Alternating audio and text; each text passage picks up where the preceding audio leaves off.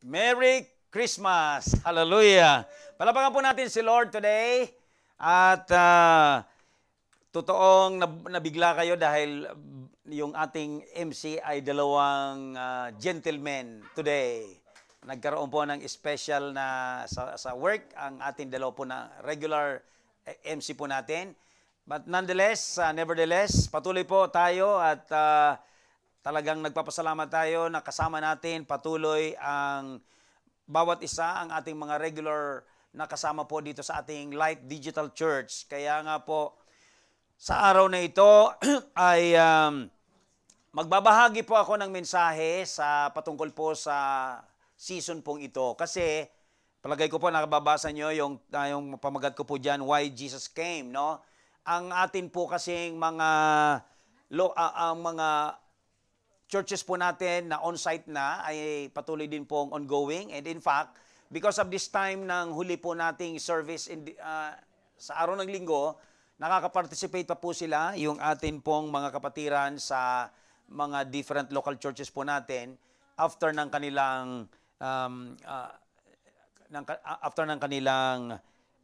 church. So kaya nakita po natin yung kagandahan na may on-site na tayo, mayroon pa tayong digital church. Kaya talaga namang busog na busog po kayo ng fellowship.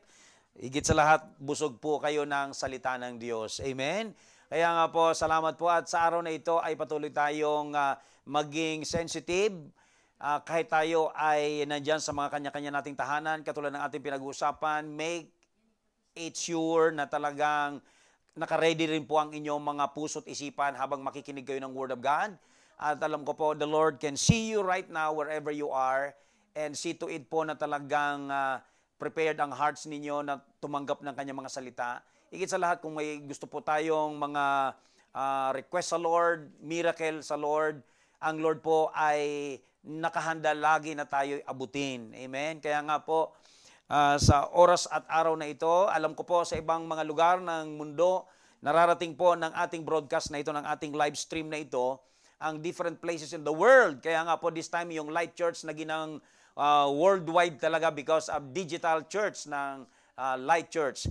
Kaya mga minamahal kong kapatid, welcome po sa inyong lahat.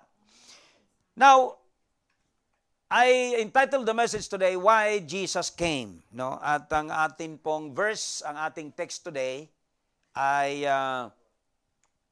matatagpuan po sa 1 John chapter 3 verses 4 to 10. Yan po ang ating text for today. Hallelujah. So yan po ang ating pagkukuhanan ng mensahe. Babasahin ko po ang talata natin na pag-aaralan sa araw na ito. Hallelujah. Sabi diyan, everyone who sins breaks the law. Yan, sabi ni John. Si Beloved John po ito, ang letter niya ito. Siya rin po ang nagsulat ng Gospel of John.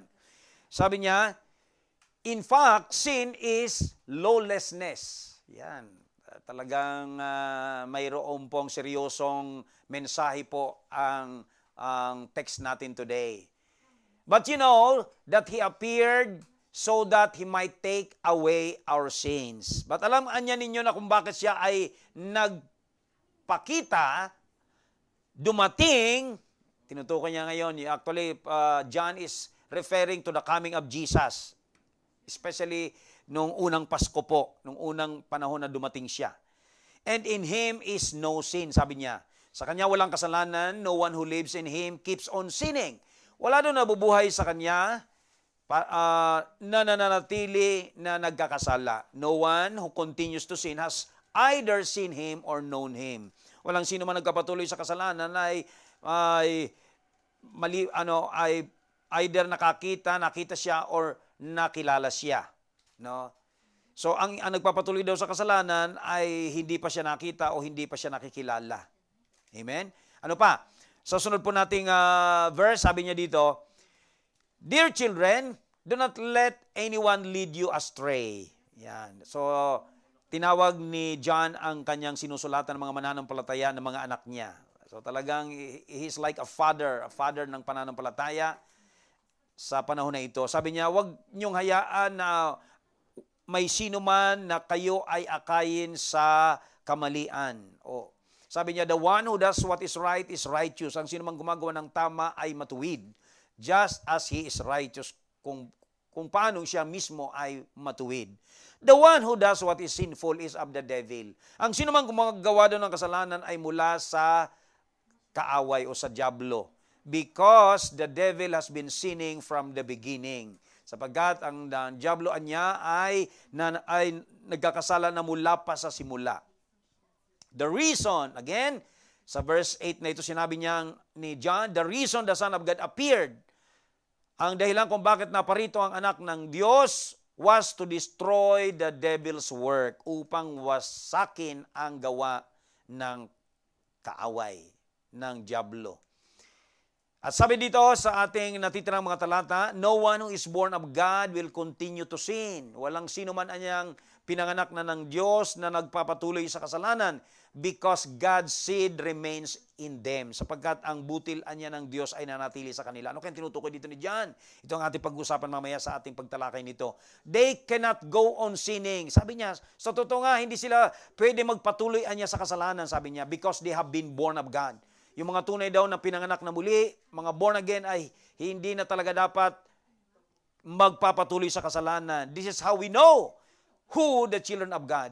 Ito ay kung paano natin daw malalaman kung sino talaga ang mga anak na ng Diyos, and who the children of the devil are, at sino naman mga anak ng diablo. Anyone who does not do what is right is not God's child. Parang paulit-ulit, parang redundant po lamang dito ang tinutukoy ni John. Ang sino man niya na hindi gumagawa ng tama ay hindi anak niya ng Diyos. Nor is anyone who does not love their brother and sister. Lalo na niya ang sino man na hindi niya mahal ang kanyang mga kapatid sa Panginoon. Yan, ang isang talagang laging batayan po ng tunay na pagiging mong mananampalataya ay kung paano mong mahalin ang kapwa mo mananampalataya. Pag-usapan po natin ang talatang ito sa araw na ito bilang pagtalakay po natin sa tema po ng Pasko sa araw na ito. Tayo pong lahat ay manalangin. Dakilang Diyos, mangunahan po kayo sa mga salitang ito na aming pagbubulay-bulayan. Dakilang Diyos, salamat po dahil ang salita mo ay laging napapanahon, laging may kapangyarihan sa aming mga buhay. Tinataas ko po sa iyo, O Diyos, ang bawat nakikinig sa araw na ito, ang bawat nanonood sa kasama po namin sa oras na ito. Dalangin ko po, Panginoon, ang mga salitang itong muli ay magpatibay ng kanilang buhay pananampalataya at lalo pong maging matagumpay ang kanilang pagsunod sa iyo, O Diyos. Salamat, Ama. Bahala na po kay Banal na Espiritu na pumagitna. Bahala na po kayo na umabot sa lahat po ng mga kasama namin ngayon sa Light Digital Church na ito. Purihin ka, O Diyos. Ito pong aking dalangin. In Jesus' name, amen and amen. Hallelujah. Well, kitang-kita na po natin, katulad yan ang sinabi ng ating mga MC, dito po talaga sa Japan, kakaiba po at talagang medyo nakakapanibago kung tayo ay nasanay na magdiwang ng Pasko sa sarili nating bayang Pilipinas. Amen? Alam ko yung iba nating mga kapatid mula sa ibang dako rin ng mundo, alam ko hindi natin pwede talagang makita kung paano natin pinagdiriwang ang okasyon na ito. Amen? Kitang-kita po natin na talagang yung nakasanayan natin. Bagamat alam ko may mga pagbabago na rin marahil today dahil nga po sa pandemic, but still hindi mapigilan ang Pinoy na magdiwang ng Pasko sa kanyang kaparaanan. Amen? Talaga po naman na buhay na buhay. Dito po sa atin, dito sa amin sa Japan, ay tama po ang sabi ng ating mga host or MC kanina na kahit nga po araw ng Pasko may pasok pa. Yan talaga naman ang buhay dito. Pero hindi po yan pwedeng maging dahilan para yung tunay na diwa po ng Pasko ay hindi rin po natin may pagdiwang. Sa totoo lang po, maraming mga tao pinagdiriwang ito sa kanilang mga kaparaanan. No? Marami po ang pinagdiriwang nga ito, sabi ko nga, sa mga gift givings. Yan, mayroong mga Christmas parties. Ang atin pong Light Church, magkakaroon tayo ng Christmas party on December 23. No? At ang iba po naman, yung mga wala pang love life, ang pakiramdam nila, ang Pasko ay kinakailangan tagutin na ni Lord yung kanilang dalangin na magkaroon na sila ng love life, no? Dahil para maging white Christmas daw, hindi blue Christmas. Amen? At kung ano-ano pa. Amen? So, subalit ngayong araw mga kapatid, sa ating teksto po, tinukoy po kung bakit mayroong Pasko. Yan. 2 beses sa totoo lang, kung ating babasahin po ang 2 talata, 2 beses pong inulit po ni Beloved John sa verse 5 ng ating text, na sinabi niya rito, He appeared. So maliwanag po rito sa talatang ito, you know, anya, that He appeared so that. So klarado po ang deklarasyon niya na ang Pasko daw ay para. Ang Pasko, He appeared. Pinanganak siya nung unang Pasko para. Yan, maliwanag po. He might take away. Ito po, dinitalye niya na doon. At yan ang pag-aralan natin mamaya. At sa verse 8, inulit niya uli yun. The reason, again, the word, the reason. Bakit nga ba nagkaroon ng Pasko? The Son of God appeared on this Christmas. Bakit nga ba nagkaroon ng Pasko? Dumating ang anak ng Diyos sa araw ng Paskong ito. Yan, again. So, klarado po, sa kanyang pagtatalakay, may 3 mahalaga pong ginawa o dahilan ang Diyos kung bakit po dumating sa atin ang okasyon ng Pasko. Yan. Alam niyo po ba, He appeared on this Christmas. Pero nagtataka lamang po ako na isa itong nakasanayan o madalas napansin ko po. Meron ako ipapakita sa inyo rito kung paano po itong in a subtle way ay nababasa natin ang okasyon na ito. Ganyan po ang mga nababasa natin. Merry Xmas. Yan. Napapansin nyo yan? Ang cute na cute pa yan. Nag-aapila sa mga kids, sa mga bata. Ano pa? Again, ito na naman, Merry Xmas. May parang inalis talaga, ineksan eh. Merry Xmas. Yan. Ano pa? Sa tingin ko po, hindi ko pwede basahin yan na Merry Christmas eh. Merry Xmas lagi ang basa ko dyan. Ano pa? Ito pa, mga ganyan po, usong-uso yan pag ganitong okasyon. Merry Xmas. Mga kapatid, unknowingly po, ang mundong ito nagdiriwang ng Pasko na may X, may wala. No? Sa totoo lang po, ang inaalis nila mismo yung kinakailangan o dahilan talaga kung bakit nagkaroon ng Pasko. Yung Merry Christmas, yung word na Christ. Palapakan natin si Lord. Hallelujah. Imagine niyo po, ginawa nilang Xmas, inalis talaga, krinos si Christ. Samantalang ang Pasko ay yung pag-appear, sabi dito, pagbaba, pagdating ni Kristo sa mundong ito. Yan ang araw talaga po mga kapatid ng Pasko. Nagtanong nga ako sa isang kasamahan kong hapon, alam niyo bang ibig sabihin kako ng Pasko? Kaya nga sabi ko po, pwede natin gamitin okasyong ito, ang Pasko, para mag-share tayo ng gospel, mag-share tayo ng patungkol sa kaligtasan ng Panginoon. Kung mayroon na po akong dapat na talakayin sa inyo sa araw ng Pasko, kundi bigyan kong diin sa inyo ang misyon ng church na tayo nakakilala sa Lord ng kaligtasan, ipakilala din natin siya sa okasyong ito dahil ito'y napapanahon na okasyon. Kung wala po ang Pasko, walang cross. Amen. Kung walang Pasko, walang cross. Hallelujah. Kaya nga po, si Christ ang reason ng Pasko. Hallelujah. He is the reason for the season. Sabi nga natin madalas. Kaya mga kapatid, yan mismo ang tinutukoy po ni Beloved John sa ating talata today. Hallelujah. Sa mamagitan ng Banal na Espiritu, papahiwati, ipapaunawa po sa atin ang mga talatang ating binasa kanina para po matugunan talaga natin ang katotohanan na ang diwa ng Pasko ay nandito sa mga bagay na ating pag-uusapan. Why Jesus came? Ang aking pamagat. Number 1 po, Jesus came to extinguish the existence of sin. Yan ang unang truth. The word extinguish, to stop, to finish. Yan. Sabi po kasi rito, verse sa ating talata po, He appeared sa verse 5 so that He might take away our sins. So ang Pasko pala ay dumating para maalis, kunin daw. The word take away, kunin ang ating mga kasalanan. Yung palang dumating na ito ang kukuha ng ating mga kasalanan. Kung hindi pala dumating ang Pasko, walang kukuha ng ating mga kasalanan. Yan ang unang truth, yan ang unang meaning ng Pasko. Kaya nga, tinawag ko po yung in-extinguish niya na ang presence o existence ng kasalanan. Ano pa ang ibig natin sabihin sa mga talatang 4 hanggang 6? Sabi yan. So maliwanag po dito, sa text natin, everyone who sins breaks the law. Ang lahat niya na nagkakasala ay mayroong di tinutupad na mga kautusan, mga kalooban. No, sabi niya, in fact, sin niya is lawlessness. So, ang definition po dito ni Beloved John, Ang kasalanan ay yung kawalan ng sinusunod na patakaran. Yan sa Tagalog. Lawlessness. Kaya tandaan niyong mabuti mga minamahal kong kapatid, ang isang matututunan po natin sa araw ng Paskong ito ay ang matutong sumunod sa mga panukala, mga Tagalog na Tagalog ba yun? O patakaran, mga kalooban, mga layunin o kalooban po ng Diyos. Ano nga ba po ang ibig sabihin po ng lawlessness? Tatlong bagay po ang masasabi ko sa lawlessness. Una po, ang tawag ko po dyan, it is about tinatawag po nating pag-disregard. The word disregard meaning baliwalain ang kautusan. Anong ibig po sabihin pag binabaliwala ang kautusan?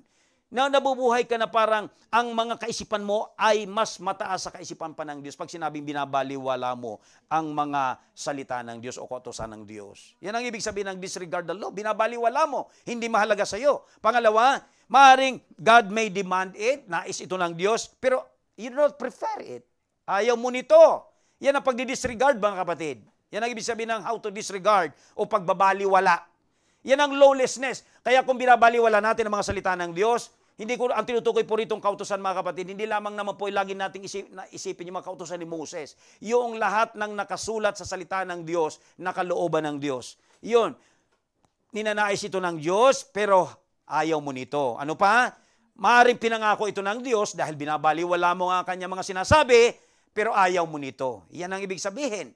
Halimbawa, di ba, may meron tayong mga kautusan sa Lord. Halimbawa, pangako ng Diyos, pagka tumupad ka sa pag-iikapu mo, pagpapalain ka niya. Ngayon, gusto mong baliwalaan yung kautusan, well, anong mangyayari? Kasi, palagay mo, sa tingin mo, ayaw mo niyan. Amen? Yan ang ibig sabihin. Tandaan nyo mabuti, mga kapatid, ang law of God, generally, ang law ng Lord, part ito ng katangian ng Diyos. Madaling maunawaan po natin kung gaano kahalaga ang mga kalooban o kautusan ng Diyos. Halimbawa, may napapansin po natin yan dito sa ating mundo. Halimbawa, may tinatawag tayong law of gravity.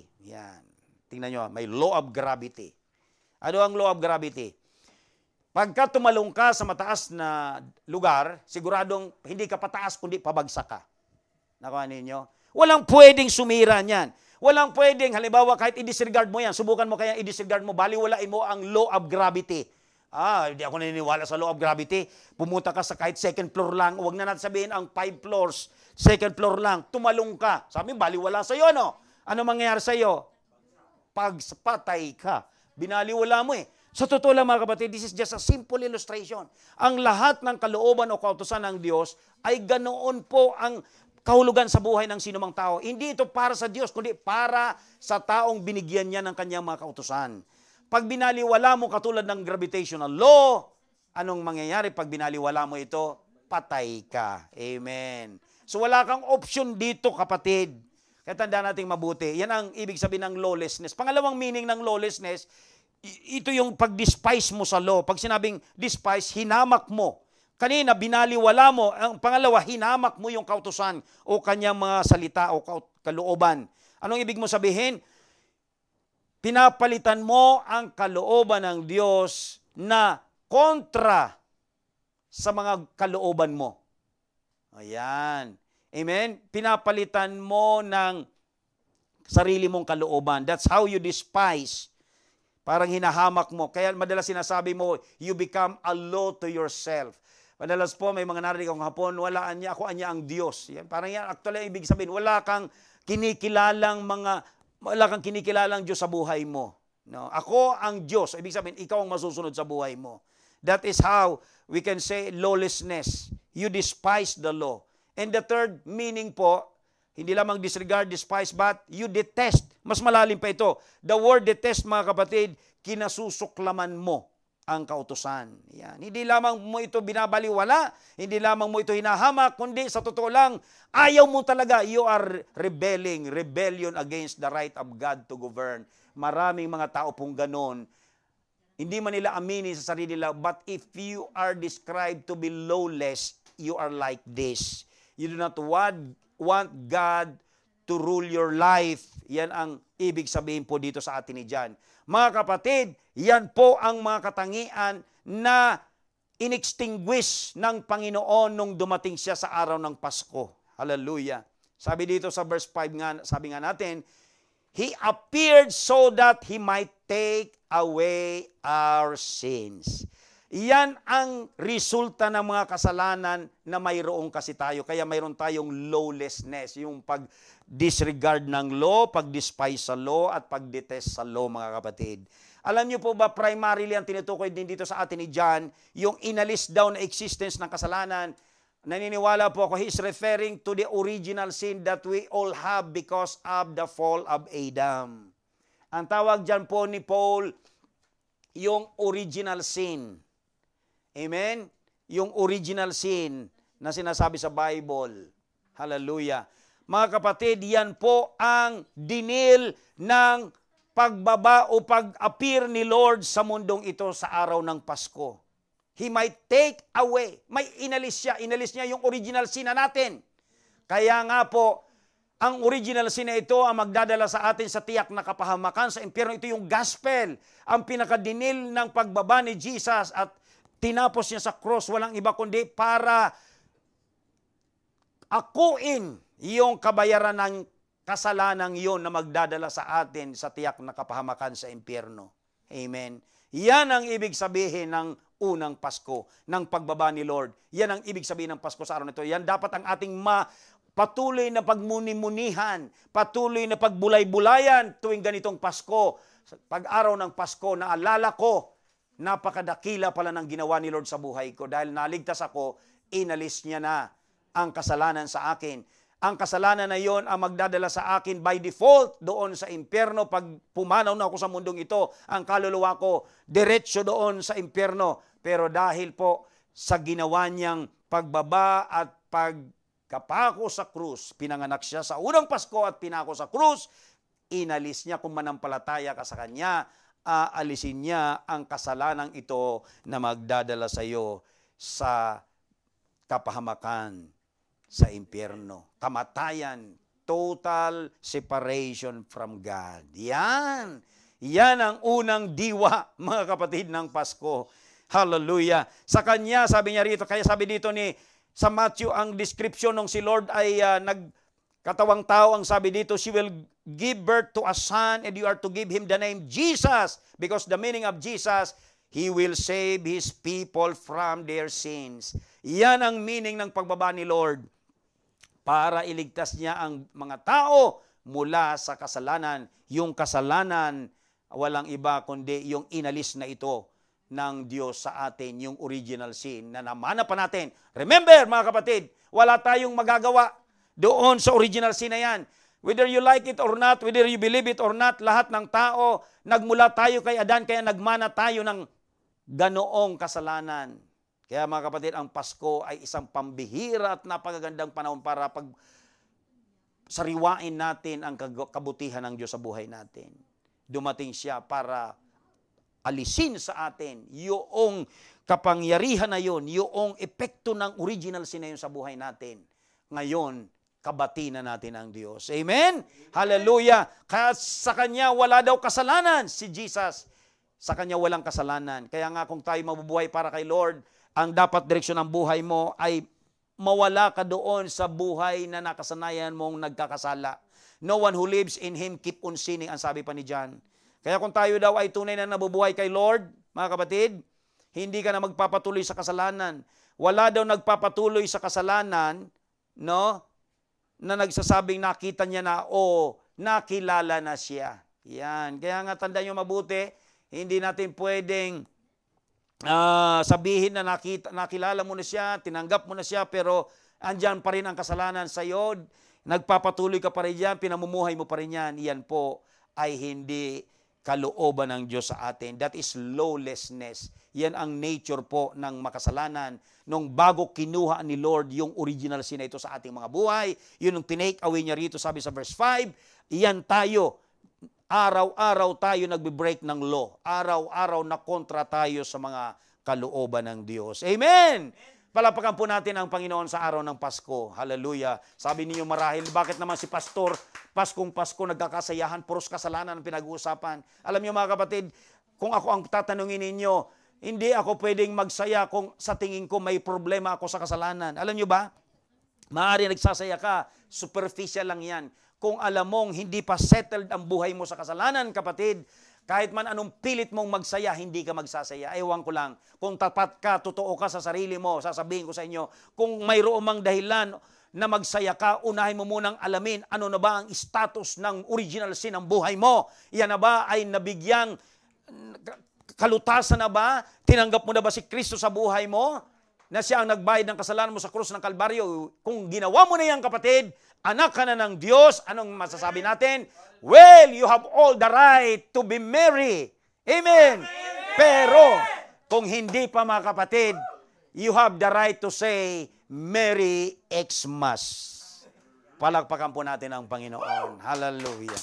Hallelujah. That's the first reason why Jesus came. Pangalawa, mga minamahal kong kapatid, Jesus came hindi po lamang to extinguish the existence. Inalis na yung existence na yon, yung presence ng original sin na yon.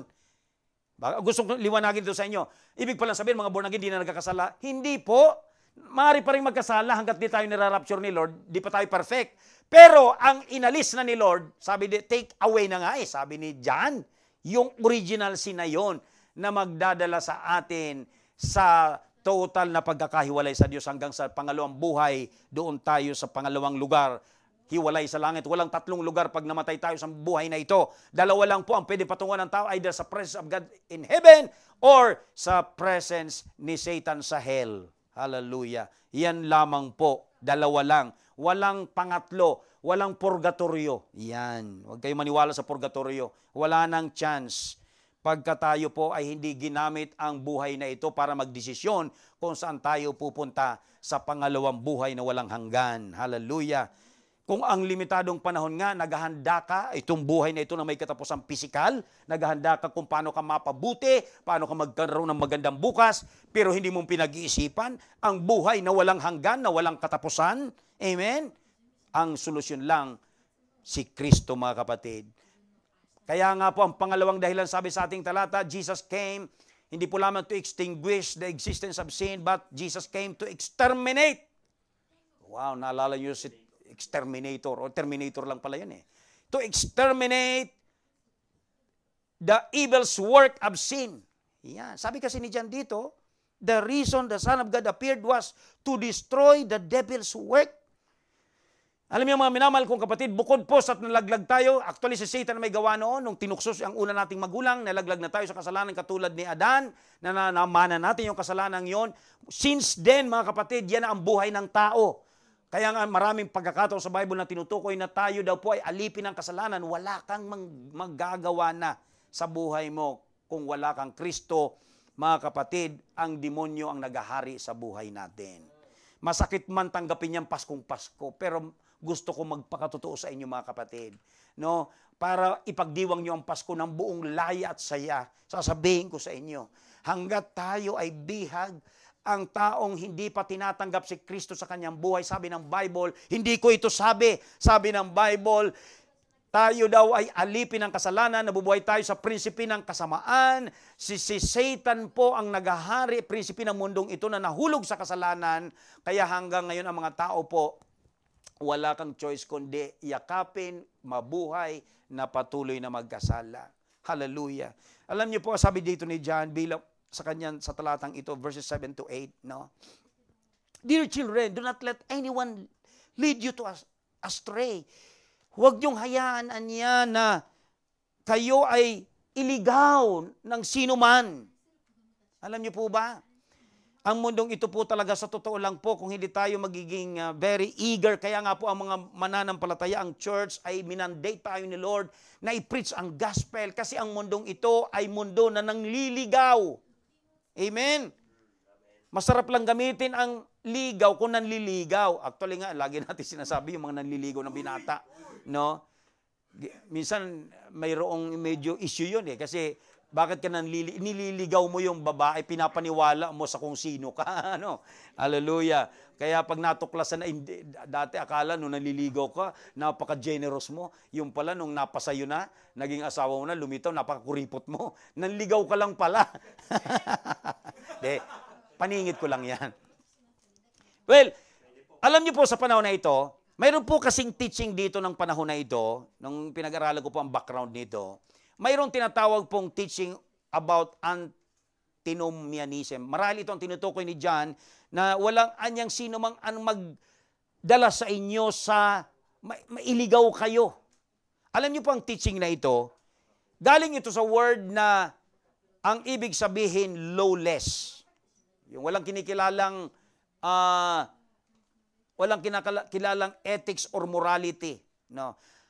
Ito po ay naging talamak nung panahon na ang nagsisimula ang church, ang early church. Ito yung katuruan na kung saan, dahil nga daw kay Kristo kompleto na ang mga mananampalataya, daw wala nang obligasyon na sumunod doon sa ethics or morality.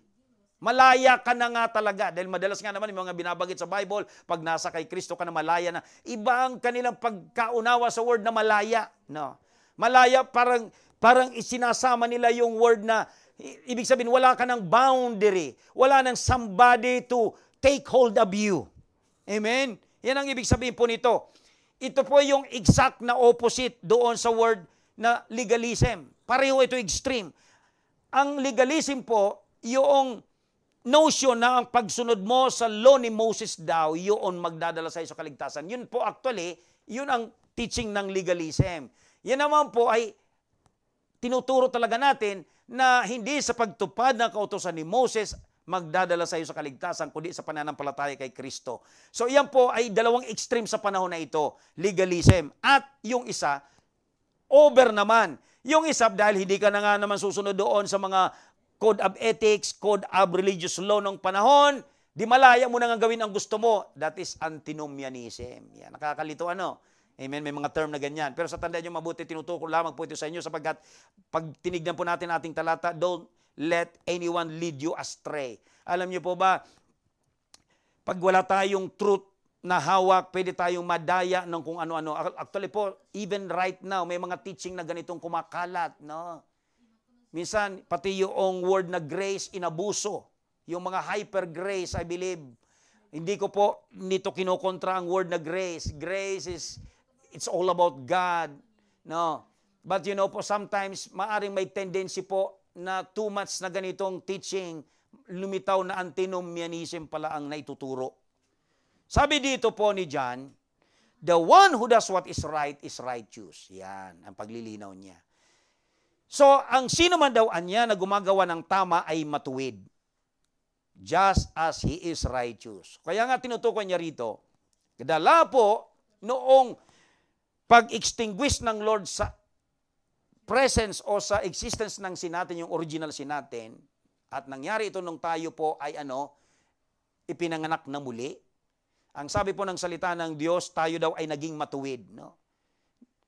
Tayo daw, sabi dito sa 2 Corinthians, paborito kong talata ito, siya na walang kasalanan ay naging makasalanan upang sa Kanya magkaroon daw tayo ng katwiran sa Diyos. Kaya tayo po ngayon, dahil sa pagtanggap natin kay Kristo, makatwiran na tayo sa Diyos. Kung tayo ay makatwiran, matuwid, ang gagawin daw natin, sabi ni John dito, ang kanyang logic dito, ang matuwid anya, sino ang matuwid? Yung nakakilala na. Sabihin mo sa sarili mo, ako. Kung nakakilala kayo na kay Lord, ha? Ang tawag sa iyo, matuwid. Parang kinikilabutan kang aminin na matuwid, ano? Pero sa totoo lang, mga minamahal kong kapatid, yan ang sabi ng Bible, hindi ko rin sabi yan. Sinabi ng Bible, dahil sa pagtanggap ko kay Kristo, naging na akong matuwid. Kaya sabi niya rito, kung dahil matuwid ka na, ang gagawin mo ay katwiran na. Dahil likas na, resulta ito ng pagiging mong matuwid. So, nagpipresent lang po rito si John ng logic dito. Sa verse 8, sabi niya, the one who does what is sinful is of the devil. Ayan. So, klarado kanina, the one who does what is right is righteous, yung nakakilala sa Lord, kasi nasa Lord na siya. Siya ay makatwiran na, kaya matuwid na ang ginagawa niya. Ang gumagawa daw ng masama o kasalanan ay mula sa dyablo. Yan ang katayuan natin dati. No, tayo ay, sabi nga ni Lord, our father is the devil. No, dahil nga doon sa tayo, nung hindi pa na-settle yung original sin na yun, we are sinful and what we are doing is sinfulness. Ang makasalanan ay gumagawa lang ng kasalanan. No. Amen? Yan ang katotohanan. Dahil ang tinutukoy dito ni John sa verse 8, nung wala pa tayo kay Lord dito, the one who does what is sinful is of the devil. Nung bago natin tinanggap si Lord at naging anak tayo ng Diyos, ang ating tatay ay ang dyablo. Kaya likas lang, no, sabi ko nga dito, napansin nyo ba nung panahon wala pa tayo kay Lord, hindi mo kailangan pag-aralan kung paano magkasala, no? Ang tendency mo lagi magkasala, gumawa ng kalokohan, gumawa ng mga anumang klaseng mga bagay na salungat sa katwiran. Amen? Walang pwedeng, sige na, magkasala ka na. Hindi na kailangan pagsabihan ka na magkasala. Wala nang pwede mag-inspire. Sige, magkasala. Galing mo ng kasalanan. Hindi. Nung tayo ay wala pa kay Kristo, sa totoo lang, nature talaga natin yan. No? Pero, ito na. Ang reason, kaya nga ang ginawa ng Panginoon sa araw ng Pasko, sa verse 8 mismo pa rin, the reason, ang dahilan daw, ang anak ng Diyos nagpakita, bumaba sa araw ng Pasko upang wasakin ang gawa ng dyablo. Anong ibig sabihin? Bukod sa katotohanan, nung nasettle ng original sin natin, hindi na tayo wala na tayong tendency gumawa ng kasalanan. Oo, maaari ka pang magkasala, pero hindi mo na likas na nagkakasala. Bakit? Kasi winasak na ng Diyos po daw. Sabi niya, kaya nga si Kristo na parito, ang mission ni Lord upang wasakin yung paghahari niya sa buhay mo. Una sa lahat, sa pamagitan ng pagkakilala mo sa Kanya. Winasak na ni Lord yung relasyon mo dati kay Satan. Yan ang unang winasak ni Lord. Yung relasyon mo kay Satan. Amen? Dati talagang kajaming-jaming mo sa Satan lagi, araw-araw. Winasak ni Lord, yan ang una niyang winasak. Wala na siya na kapangyarihan sa buhay mo kasi wala na siyang karapatan sa iyo noong tinanggap mo na si Kristo. Hindi lamang po yun ang winawasak niya, yung gawa niya, kundi maging nakakilala ka na ngayon, hindi pa rin tumitigil ang dyablo sa totoo lang. Pero ang magbuting balita, mga kapatid, dahil may Kristo ka na sa buhay mo, tinanggap mo ang dumating na ito sa araw ng Pasko sa buhay mo, kapatid, wala nang karapatan sa iyo ang kaaway. Maaring kantihin ka, maari kang i-intimidate, pero hindi na kailanman siya magwawagi sa iyo. Bakit? Si Jesus po ang mission niya. Tuloy-tuloy. Sabi nga sa John 10:10, di ba, naparito ang magnanakaw upang magwasak, manira, magnakaw, pumatay at magwasak. Pero sabi naman doon, naparito ang anak ng Diyos para magbigay ng buhay. Iyan ang opposite nila. At magbigay nito ng buong kakumpletuhan. Bakit si Jesus po? Nung minsan si Lord nakita ng mga demonyong umaali doon sa isang demon-possessed, nang makita nila si Jesus, have you come to destroy us? Nakita niyo ang ministry ni Lord, naparito si Jesus para wasakin ang mga gawa ng dyablo. Ang mga sakit gawa ng dyablo, wawasakin niya ni Jesus. Sabi ng mga demonyo, pag nakita nila si Jesus, naparito ka na ba para wasakin kami? Alam nila ang gawain ni Jesus. Buti pa, daig pa tayo ng mga demonyo minsan eh. No? Sabi nila, have you come to destroy us? Sabi ng mga demons. Sabi nila, I know who you are, the Holy One of God. Referring to Jesus. Sabi ng mga demonyo. Hallelujah. Ano pa? Sabi po sa Hebrews 2:14, since the children have flesh and bloods, He too shared in their humanity. Again, describing Christmas. Ang pagbaba ni Jesus, yung Diyos nagkatawang tao. He too shared in their humanity so that by His death, He might break what? The power of Him. Sino yung Him na yung kapangyarihan na yun? Si Satan yon, si devil yon, who holds the power of death. That is the devil. Kita nyo ang gawain ni Jesus sa buhay natin? Always to destroy the work of Satan. Kaya nga, pag ang Paskong ito, tinignan mo ang dahilan nito sa buhay mo, tinanggap mo si Kristo para hindi lamang nagkaroon ka na ng kalayaan mula doon sa tiyak na kapahamakan mo, sa kasalanan ng original sin na inalis niya sa buhay mo, kundi binigyan ka pa niya ng kapangyarihan doon sa gawa ng kaaway. Wala ng karapatan. Alam niyo kung bakit lamang tayo nabibiktima ng kaaway? Kung pinili mo lang. Pero sa totoo lang, kung ayaw mong pumayag, hindi makakakanti sa iyo ang kaaway, kapatid. Tandaan niyo mabuti, sabihin mo lagi pag may kaaway na gumagalaw sa buhay mo, kumikilo, sabihin mo, wala kang karapatan sa akin. Diablo, wala ka ng kapangyarihan sa akin. Tinapos ka na, winasa ka na ng aking Panginoon. Pinapalayas kita sa pangalan ni Jesus. Hallelujah! Kaya po nararamdaman po natin yan. Pag may karamdaman na ang gawain ng dyablo, magwasak, manira, magnakaw, anong sasabihin natin? Lumayas ka sakit, gawa ka ng kaaway sa pangalan ni Jesus. Hallelujah! Karipas yung karipas agad yung sakit. Hallelujah! Bakit? Jesus has the authority over him. Ang gawain ni Lord is to destroy the work of Satan. Amen! Palapakan po natin ang Panginoon. That's the second reason why Jesus came. He came to extinguish the existence of sin. He came to exterminate the evil's work of sin. Hallelujah! Lahat ng bagay na mga gawa ng kaaway. Huwag niyo kakalimutan mga minamahal kong kapatid. No?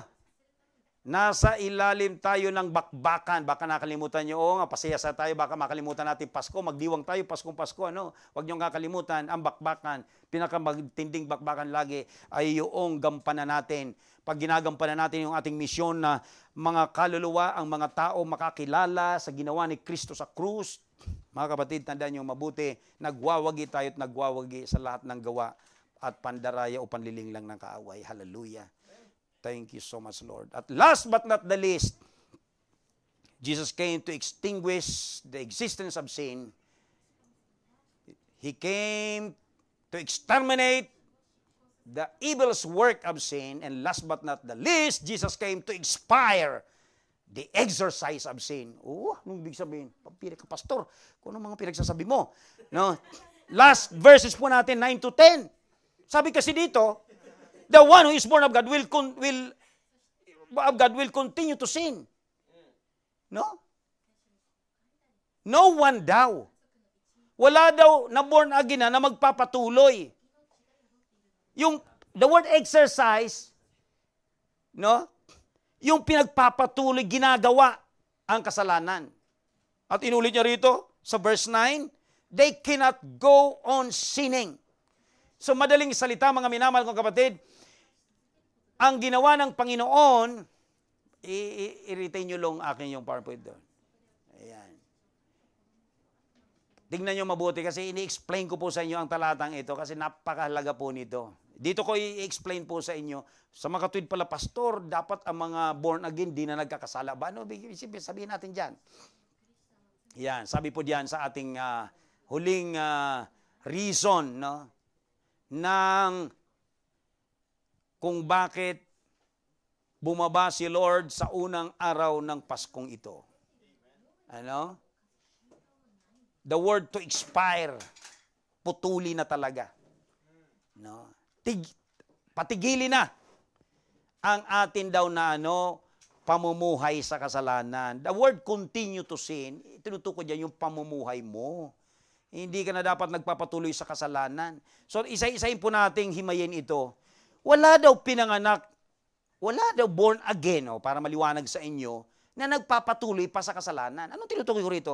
Hindi dito tinuturo po ni John ang sinless life. No? Ang tinutukoy ni John dito, yung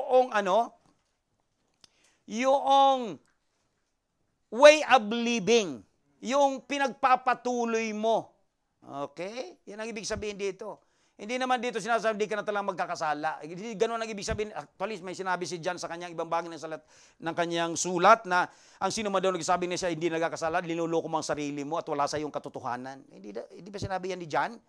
No? Anong tinutukoy niya rito? Yung magpatuloy. Kung born again ka na, hindi ka na magpapatuloy sa kasalanan. Kasi tapos na yun sa'yo. Ang nagdadala nun dati sa'yo, yung old sin nature mo na nagpapatuloy ka lang na nagkakasala. In fact, di mo nga alam na nagkakasala ka na pala. Amen? Anong sabi niya kasi? Because, God's seed remains in them. Wow! Ano yung tinutukoy dito ni John na God's seed? Dalawang bagay. Ang tinutukoy na seed dito, una, I believe, yung si Jesus mismo. Naalala niyo si Jesus? Sabi sa Genesis na yung seed of a woman, now it is now the Christmas time, dumating na ito.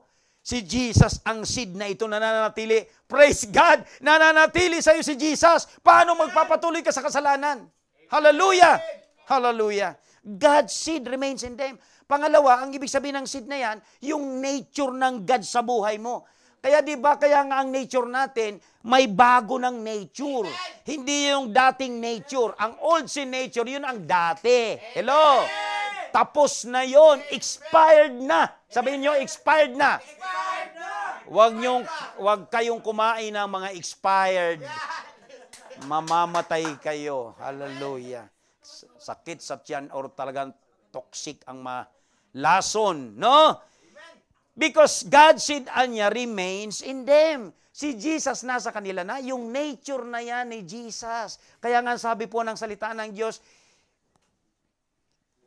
ano sabi? 2 Corinthians 5:17, if anyone is in Christ, is a new creation. Yung new nature ang tinutukoy po, actually ni Paul doon.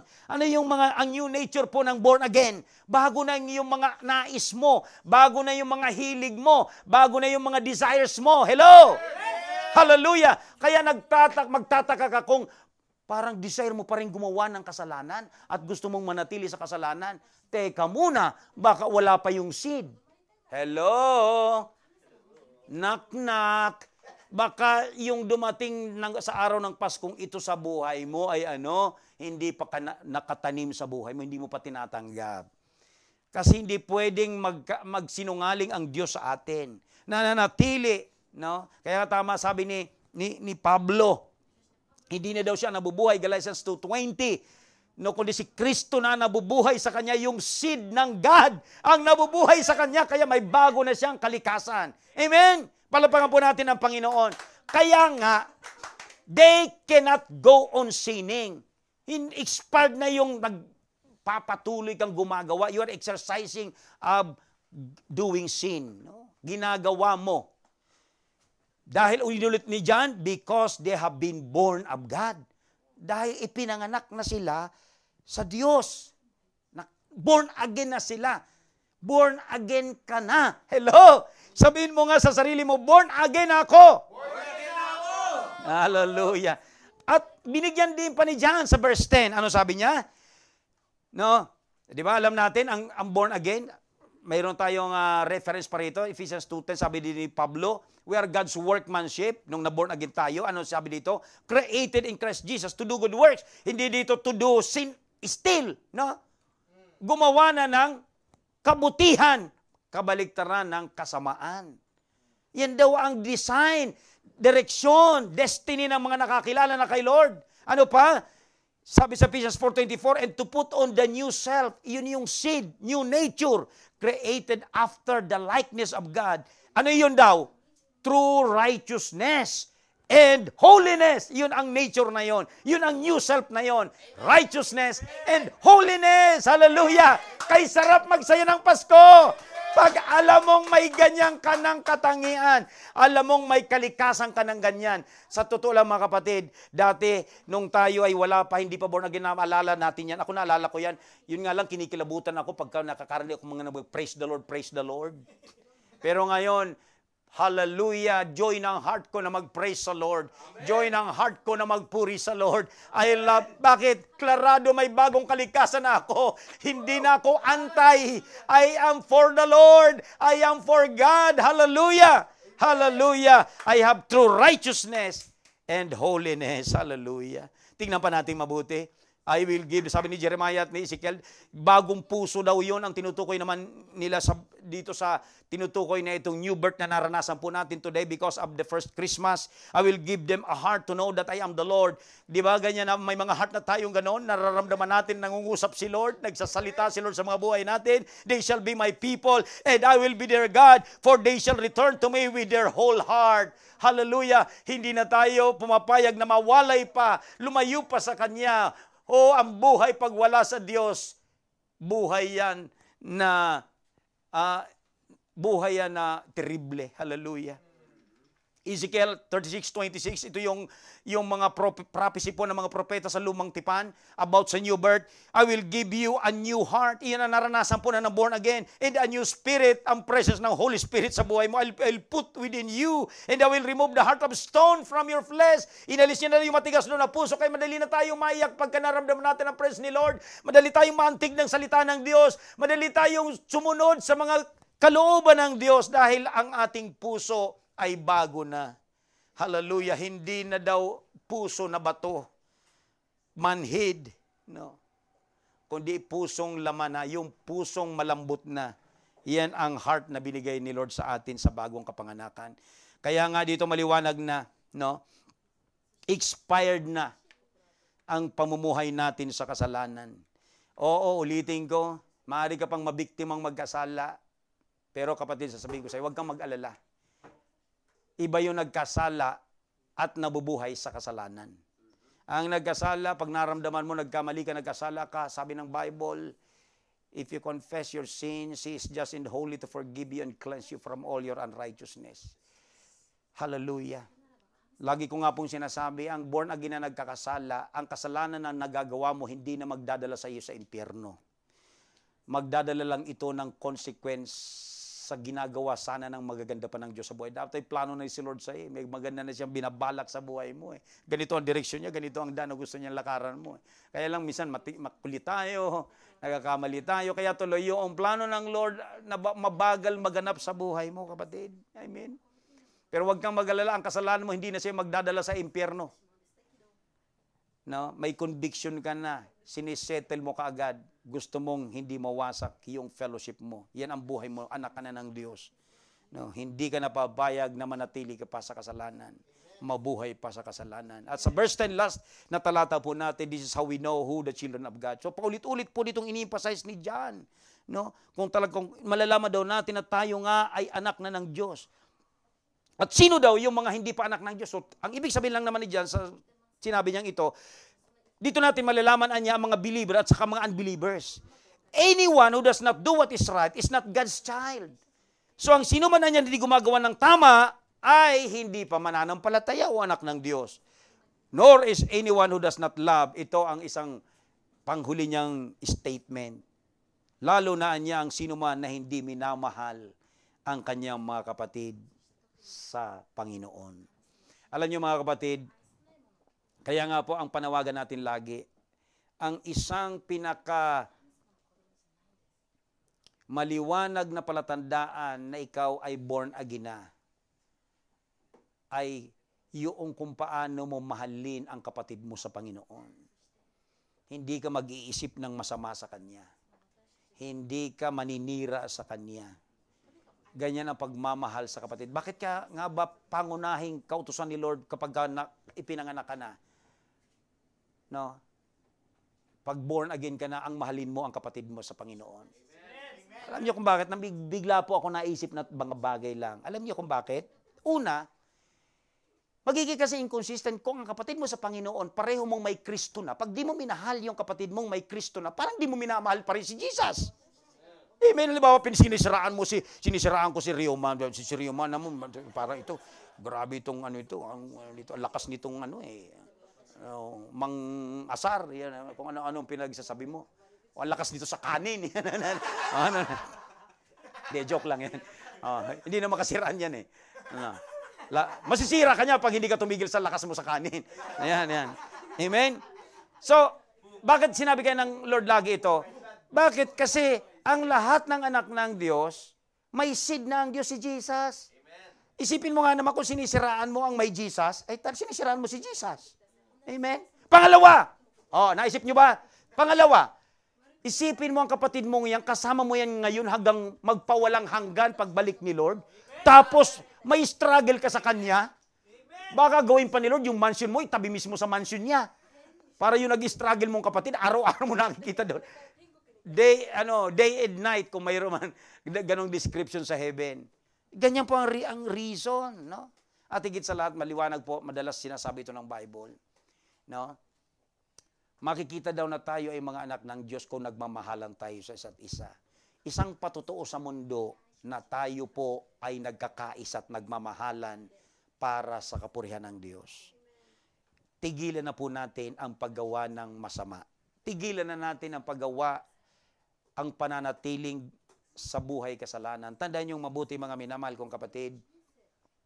And everyone who has been born of God overcomes the world. No? And this is the victory that has overcome the world. Nasabi dito ni John, yun daw ating pananampalataya. Alam niyo po, ang pananampalataya, na kanina niya pa sinasabi na manampalataya ka kay Jesus na dumating sa araw ng Pasko. Remember, this is the season. Ang ganda po ng nakita kong ito po sa Google. This is the season. This is the Christmas because this is the reason. You know the reason why there was a cross? Klarado po sa ating talata, He came on Christmas. Because the reason is, He extinguished the existence of sin sa mga buhay natin. Wala ka ng original sin. Hindi ka na pupunta sa impyerno. He exterminated the evil's work of sin. Kanya na rin tinapos, pinutol ang mga gawa ng kaaway sa buhay mo. Hanggang ngayon, kung ikaw ay mananampalataya na, hindi na magwawagi sa iyo ang kaaway. Greater is He that is in us than he that is in the world. Si Satan po, mga kapatid, ano ang sabi pa ng Bible sa kanya, isa lamang siyang roaring lion na wala ng ngipin. No. Pag ginagawa niya na lamang niya kundi mag-intimidate. Hallelujah. Wala na siya sa iyo. Kaya nga ang kailangan i-assert mo, kapatid, kung ikaw ay born again na. Dahil yung pagbaba ni Jesus na ito, tinanggap mo yung regalo ng Diyos mula sa langit, tinanggap mo si Jesus sa pananampalataya, ang ginawa niya sa krus ng Kalbaryo, wala nang kapangyarihan sa iyo mga gawa ng diablo at lahat pa ng manifestations niya. At higit sa lahat, ang reason ng cross na ito, dahil sa season na dumating na ito ng Pasko, tinapos niya na ang pamumuhay natin sa kasalanan. Wow! Wala na. Malaya ka na talaga. Purihin ang Panginoon. Kaya sa araw na ito ng Pasko, pwede ka na talagang ngumiti ng matamis.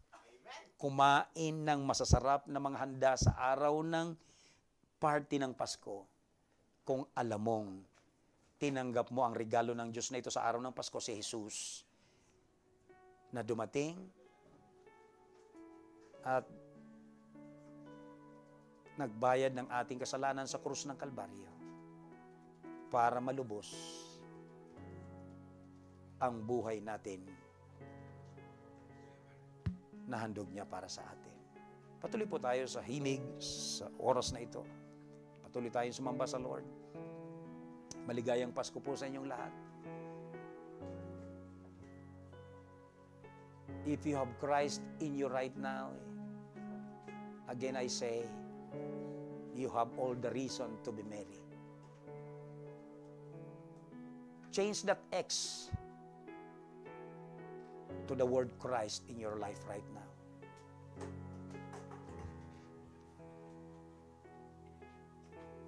Don't believe in this world. No. Don't believe in your ideas. Believe in the Word of God. Huwag ka nang maniwala sa mga nakagisnan mo. Huwag ka nang maniwala sa mga natutunan mo sa mundong ito. O sa mga hearsay lang, sa mga sinasabi. Maniwala ka sa salita ng Diyos. Hallelujah. Si Jesus naparito sa araw ng Pasko para iligtas ka sa kasalanan, sa gawa ng kaaway, at sa patuloy pang paggawa ng kasalanan. Hallelujah. Let's worship Him right now. With all our heart. Do what only you can. Yes, Lord, only you. Jesus, have your way. Let us sing this song with all our heart right now. Sa inyong mga kinaroroonan, you can stand right now and raise your hands to the air. Kung kayo magkakasama, marami kayo dyan, you can join together right now. As we worship the Lord, prepare our hearts in worshiping Him and receiving Him.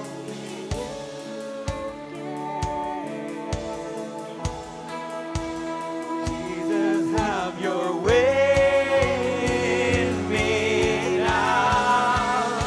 I open up my heart to you. Sabihin natin ang awitin na yan. I open up my heart to you now. So do what only you can. Jesus, Jesus, have your way in me now. Open up my heart to you. Yes, hallelujah. Open up my heart to you now. Do what only you can. Yes, Lord. Jesus, have your way in me now. Yes, katulad po ng awitin, ating sinabi sa Diyos sa awiting ito, buksan mo ang aming mga puso, Lord, ngayon. At naniniwala po ako na ang Lord ay handa laging buksan ang ating puso. At sa oras na ito, nais ko pong tanggapin ninyo ang dumating na ito sa araw ng Pasko. Si Jesus, si Jesus na anak ng Diyos, na nagkatuwang tao sa unang araw ng Pasko. At nakita natin ang kanyang ginawa na dumating ang sandali, ang Christmas ay nagwakas sa cross. Yung Diyos na nagkatuwang tao, inalay ang buhay niya para akuin yung kasalanan ng tao. At ito ay magiging lamang makabuluhan. Magiging lamang itong totoo sa buhay mo pag tinanggap mo ngayon si Jesus sa pamamagitan ng isang taimtim at maiksing panalangin. Namangunahan po ako upang inyong sundan sa oras na ito. Habang nakataas pang patuloy inyong mga kamay, I know the presence of the Lord is in your place right now.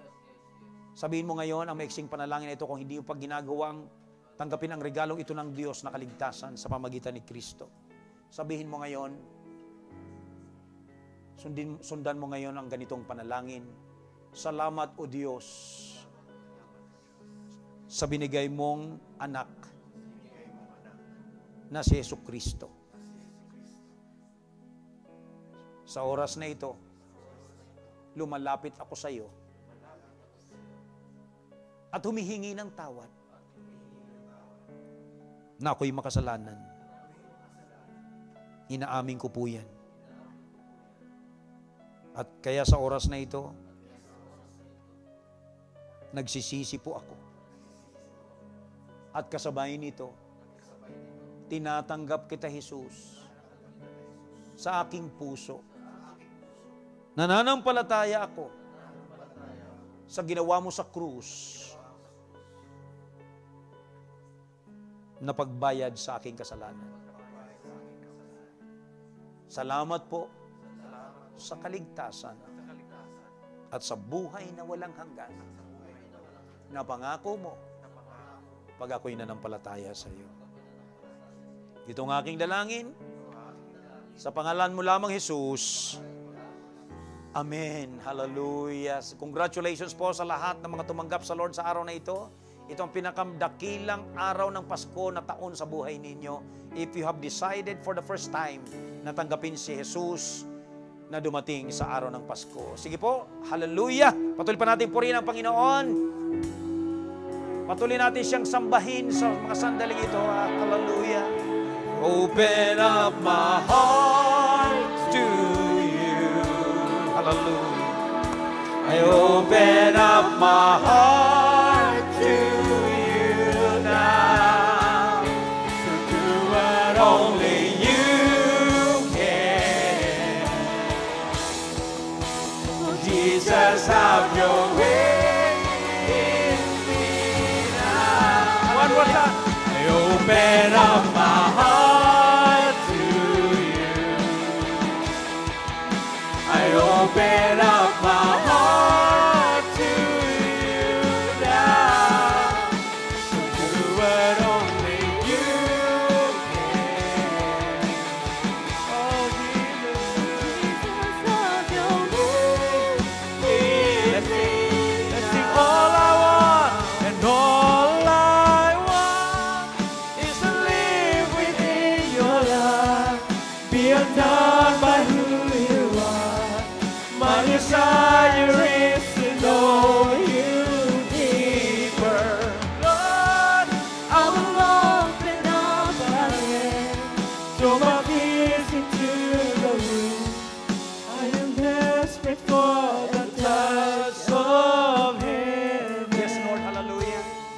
oras na ito, what a beautiful lines in this song. I am desperate from the touch of heaven. Alam ko po sa mga sandaling ito, sa lahat po ng nanonood ngayon, I believe in the power of the Lord. I believe that walang limitasyon sa Kanya sa oras na ito. I believe na ito yung kasama sa dahilan kung bakit bumaba siya sa lupa upang wasakin, sabi po sa ating napag-aralan, ang lahat ng gawa ng kaaway. Kaya sa oras na ito, nais ko pong itas pong muli natin ang ating mga kamay. Hallelujah. At mananalangin po ako sa lahat ng mga karamdaman, lahat ng may mga kahilingan sa mga sandaling ito. Ang Diyos hindi nagkakait kahit kailan. Ang Diyos ay laging tumutugon. Madalas sabihin ng Panginoon, humiling ka at pagbibigyan. Hanapin at matatagpuan. Kumatok ka at pagbubuksan. Kaya sa oras na ito, kung mayroon kang kahilingan sa Diyos sa oras na ito, kung mayroon kang karamdaman, maaaring itaas mo ang isang kamay at ilagay mo ang iyong kamay sa bahagi na kung saan kamay nararamdaman. Walang karamdaman na hindi kayang pagalingin ng Diyos sa buhay mo. Isa iyan sa ginawa niyang tagumpay sa krus ng Kalbaryo. At mananalangin ako ngayon sa iyo, kapatid. Just place your hand in that part of your body na mayroong kang karamdaman, na batid mo maniwala ka sa oras na ito. Kung hindi kaya ng doktor na pagalingin ang karamdaman mo, walang imposible sa Diyos sa oras na ito. Dear Lord Jesus, my beloved,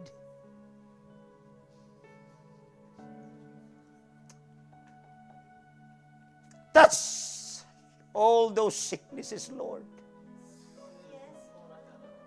Thank you, Jesus. Saan magdako sila ng mundo, Panginoon? Show them, Lord, na hindi maiksi ang kamay mo. You are our God who is powerful, who is more than enough. I rebuke every sicknesses, every diseases, every name of sickness or diseases or infirmities in the name of Jesus. I cancel your work right now. In Jesus' name. Kurabakanda, hallelujah.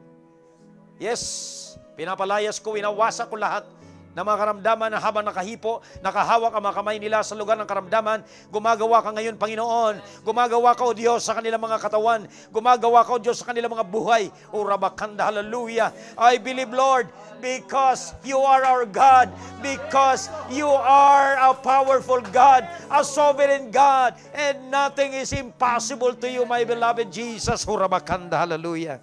O Rasikanda, hayahanda. Hallelujah. Receive the healing. Receive the healing. The sweet name of Jesus. Thank you, Jesus. Worship Him right now for your healing. Continue to worship Him right now for your healing. Oh, hallelujah. Have your way, Lord, to your people. Have your way in their bodies.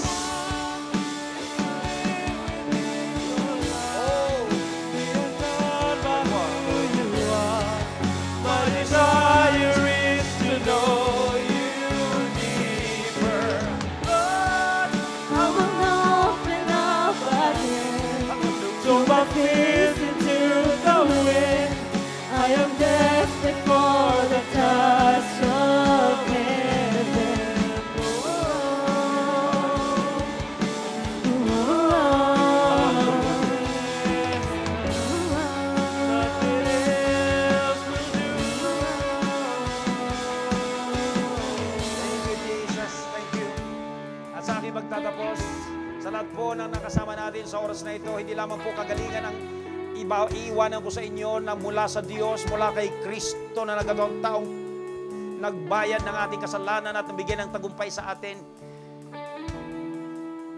Tanggapin niyo po ang pagkapala at ngayon na pag-ibig ng Ama, ang biyaya ng Panginoong Jesucristo at ang patuloy na pakikisama ng Banal na Espiritu ay mapasa atin, mapasa inyong lahat ngayon at magpakailanman.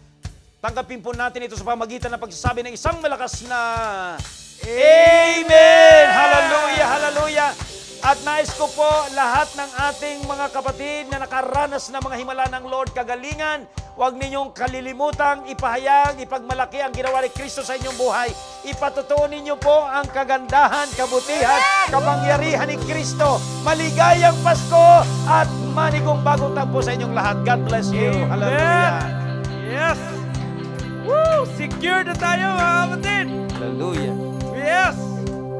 Yes, andito na. Nadarama natin yung pagmamahal ng ating Panginoon. Amen. The salvation. I believe. Yes, Lord. Because your love that we feel right now will never let us down.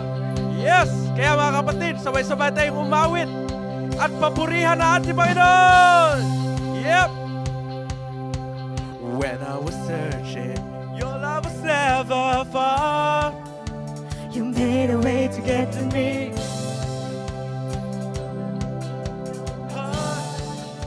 Forever I belong to you. No one can see clearly, my God, you are for me. You won't let go, your love won't let me down. And Know it's true, yeah, know that's your love. it's all around. I believe in you, holding on to you, holding on, and I know you will never fail. I want all of you, you never change. Your love won't let me down. Love won't let me down.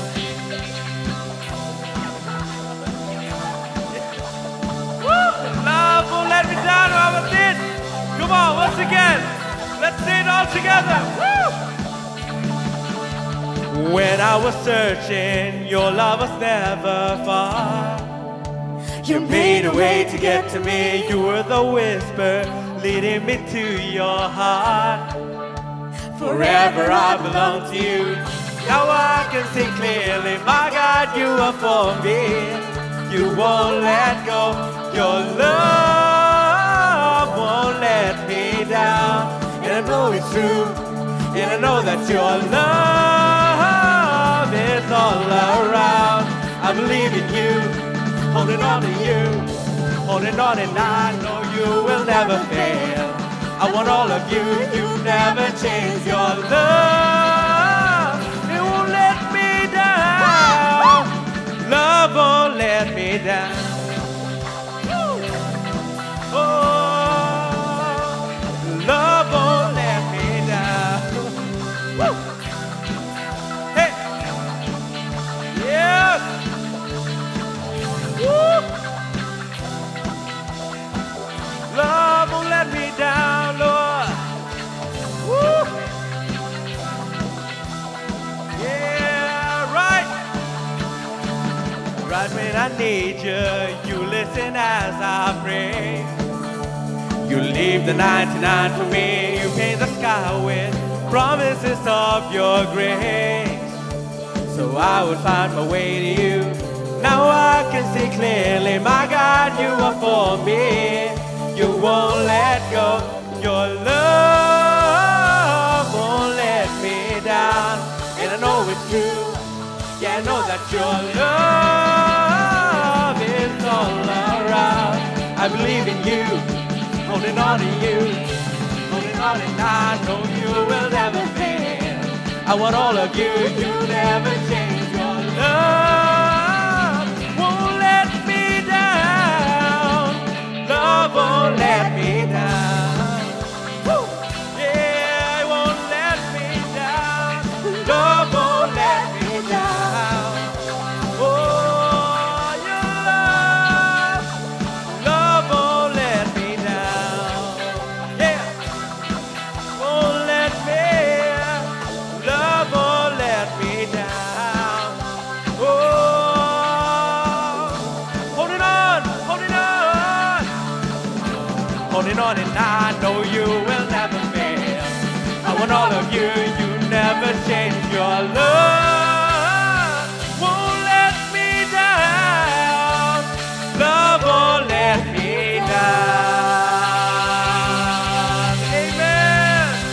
Woo! Hallelujah. Won't let me down, Lord. Thank you.